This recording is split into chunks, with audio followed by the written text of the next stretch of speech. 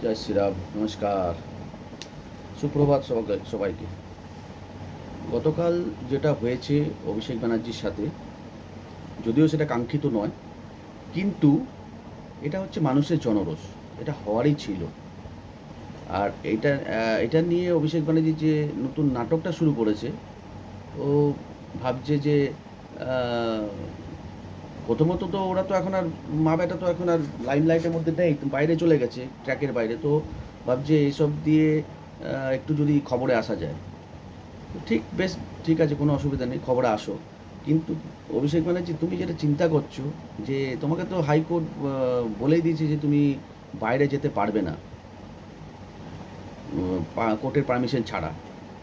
তো অভিষেক ব্যানার্জি চাইছে যেটা, সেটা হচ্ছে যে আহ, এইটাকে ইস্যু করে ও বলবে আমি একটু চোখের প্রবলেম হয়েছে, আমাকে বিদেশ যেতে হবে, আর বিদেশ গেলে ও ফিরে আসবে না, একদম গ্যারান্টি এটা।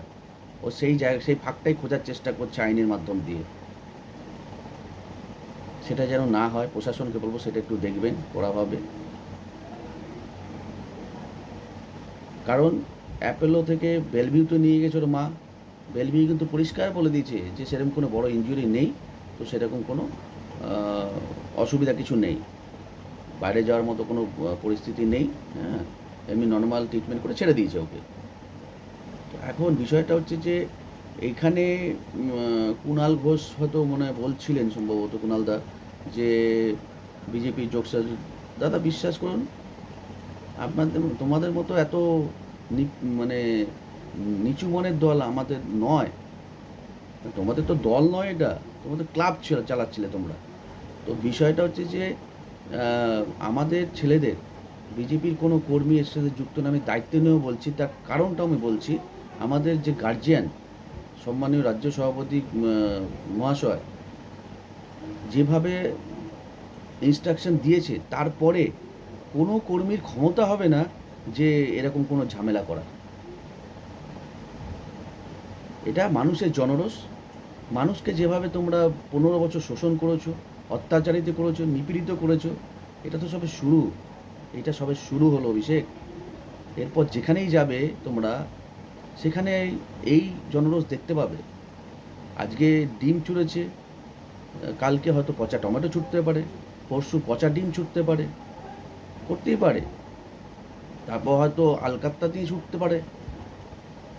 সেটা আমি বলছি না, সে তো যখন হবে সে প্রশাসন দেখবে, কি হবে না হবে, কি বুঝবে। কিন্তু বাকি রইল প্রশাসনের কথা। প্রশাসনকে তোমরা তো কোনো 15 বছর কাজই করতে দাওনি। আজকে আমাদের সরকার প্রশাসনকে হাত খুলে দিয়েছে। প্রশাসনকে তোমরা মানে দাস বানিয়ে রেখেছিলে।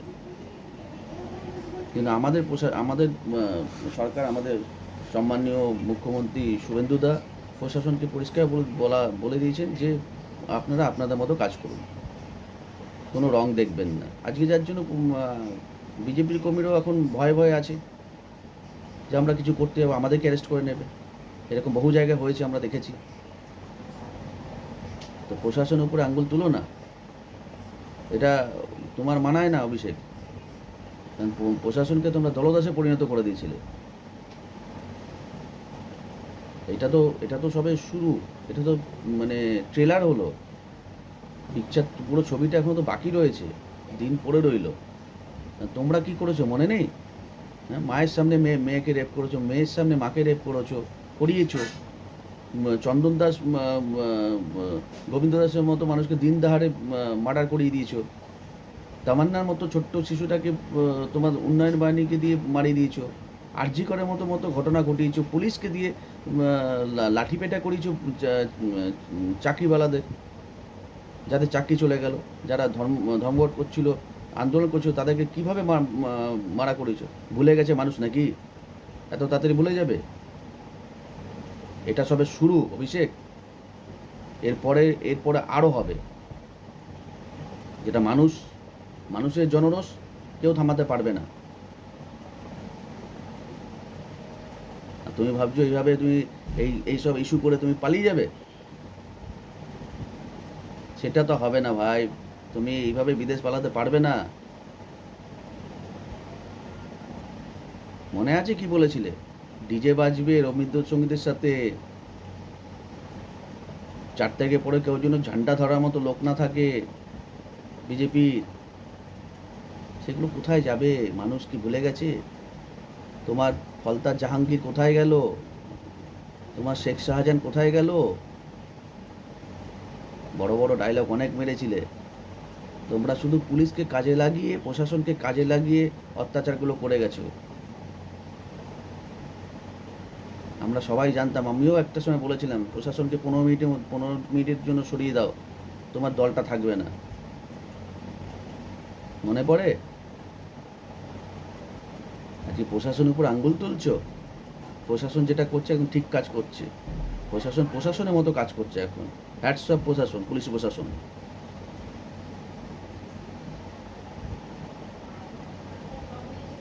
তোমরা অনেক করেছো ভাই, 15 বছর অনেক করেছো। গরু চুরি, কয়লা চুরি, মানে পুরো কর্পোরেট লেভেলে নিয়ে চলে গেছিলো পার্টিটাকে।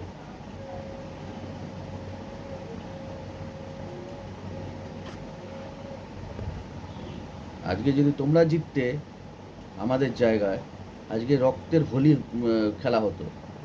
যেভাবে তুমি উস্কেছিলে মানুষকে, যেভাবে তোমার সমস্ত কর্মীরা বুথ ধরে ধরে লিস্ট করে রেখেছিল মারবার জন্য, হ্যাঁ, তারপর কত মানুষ, কত লাখে লাখে মানুষ ঘরছাড়া হতো, তার কোনো হিসাব আছে? কিন্তু সেই তুলনায় কিচ্ছু হয়নি। হ্যাঁ, অপ্রীতিকর ঘটনা দু একটা জায়গা হয়েছে, সেগুলো প্রশাসনকে অলরেডি উপর থেকে বলে দিয়েছে, সেগুলো প্রশাসন দেখে নিয়েছে। কিন্তু সেরকম কোথাও কিছু হয়নি।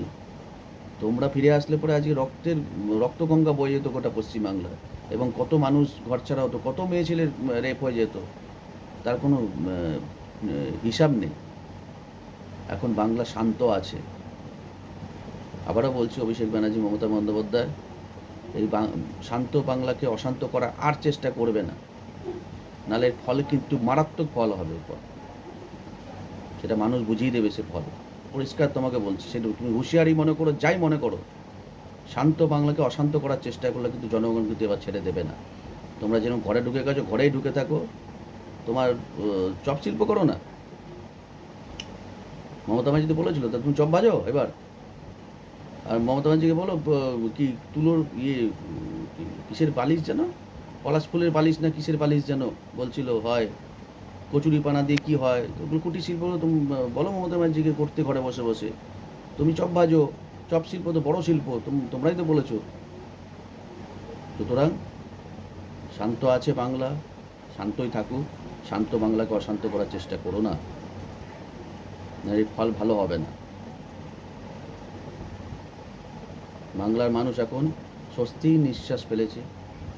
বাংলায় হিন্দু, মুসলিম, শিখ, ইসাই সবাই ভালো আছে। সবাই আমাদের বন্ধু, সবাই আমাদের ভোটার।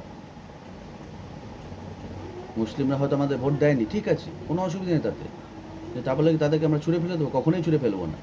তোমরা তেজপাতার মতো ব্যবহার করেছো, আমরা সেটা করবো না। তারা যাতে শিক্ষার আলোয় আসে সেই চেষ্টা আমাদের সরকার করছে, আপ্রাণ চেষ্টা করছে। যাই হোক, আজকে এইটুকুই বলার ছিল। ভালো থাকবেন। নমস্কার। জয় শ্রীরাম। বন্দে মাতরম।